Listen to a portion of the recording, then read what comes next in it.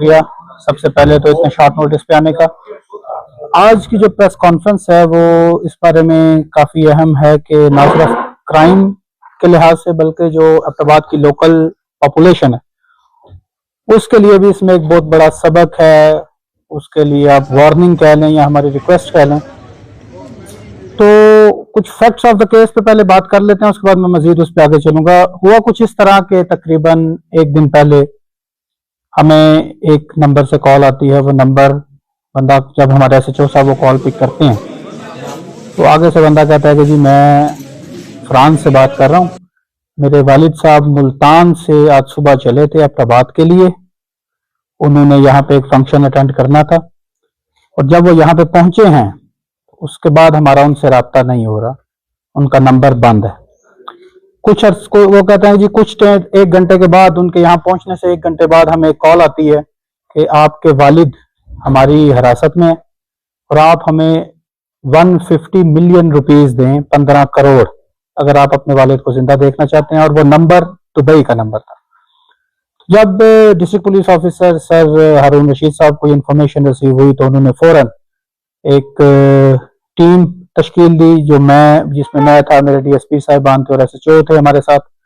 और हमारा काम था नंबर 1 कि उन बुजुर्ग को स्विफ्टली और सेफली रिकवर करना, और नंबर 2 कि जिन्होंने उन्हें अरेस्ट किया है, जिन्होंने उन्हें अबडक्ट किया है, उनको हम बेनकाब करें और उनको कानून की हिरासत में लेके आए।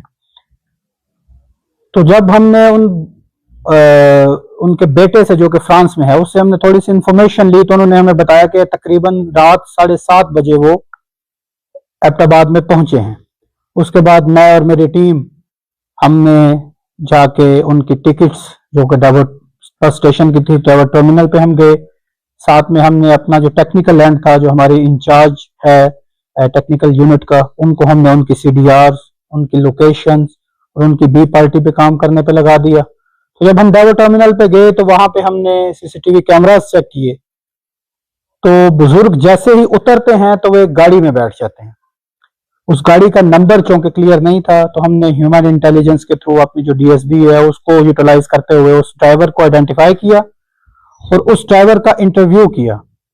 जब उस ड्राइवर का इंटरव्यू किया तो इस केस में एक बहुत पेचीदा सा मोड़ आया और वो ये था कि ड्राइवर हमें बताता है कि ये गाड़ी एक खातून के नाम पे इन ड्राइव हुई है और वो डाइवर टर्मिनल से ही हुई है। तो यहां से ये केस किडनैपिंग फॉर रैंसम के साथ हनी ट्रैपिंग की तरफ चला गया। जब हमने उस ड्राइवर को मजीद इंटरोगेट किया तो उसने कहा कि जी हम आपको उस जगह पे ले जाते हैं। उस इलाके में हम गए, वहां से हमने जब एक्सटेंसिव सर्च और स्ट्राइक ऑपरेशन किया तो हमने अल्लाह के करम से उस अबडक्टी को भी सेफली रिकवर कर लिया और उस गैंग के कुछ मेंबर्स भी हमारी हिरासत में आ गए। यहां तक अल्लाह ने हमें एक कामयाबी दे दी कि उस अबडक्टी को हमने रिकवर कर लिया, लेकिन इसके बाद दूसरा मसला था कि उस गैंग को ट्रेस करना। जब हमने उन गैंग मेंबर्स को इंटरोगेट किया, उनके मोबाइल्स चेक किए, वो घर की सर्च की, तो हमें असला, मोबाइल्स और इंटरनेट बेस्ड CCTV कैमरास वहां से मिले कि जो वो कैमरे का ओनर, इनका जो गैंग का हेड है, वो रिमोटली इनको भी मॉनिटर कर रहा था।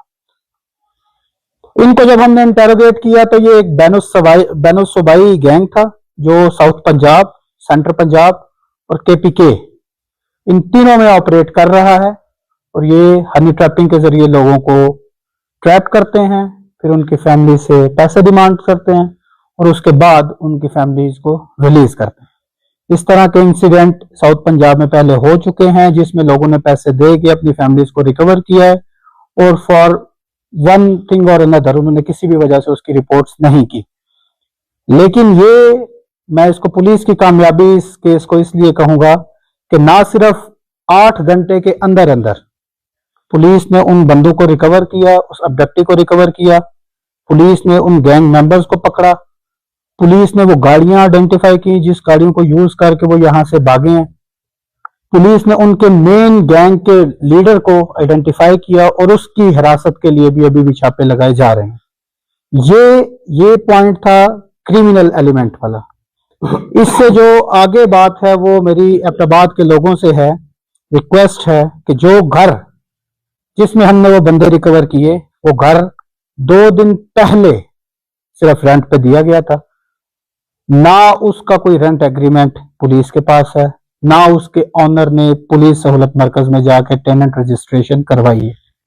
तो मेरी आप सब लोगों से रिक्वेस्ट है कि जब भी कोई आपके पास बंदा आता है किराए के लिए या मकान लेने के लिए, खास तौर पे सीजन्स में, तो आप सबसे पहले उसका आईडी कार्ड लिया करें, उसकी रजिस्ट्रेशन करवाया करें, क्योंकि प्राइमा फेशाई अगर आप ये नहीं करवाएंगे, इस तरह का केस हो जाता है तो पुलिस आपको उसमें मुल्जिम बनाएगी। आप कल को उसमें ये प्ली नहीं ले सकते कि जी हमें नहीं पता था।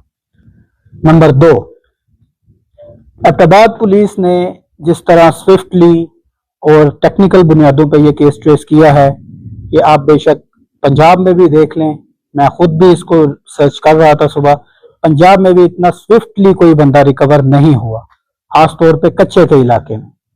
तो इसके लिए मैं अपनी टीम का बड़ा मशकूर हूं कि जिन्होंने मेरे साथ इस केस को विद इन 12 आवर्स ट्रेस भी किया, कल्प्रिट्स को भी आइडेंटिफाई किया, उनके गैंग को भी आइडेंटिफाई किया, और गैंग भी वो जो 2 सूबों में ऑपरेट कर रहा है।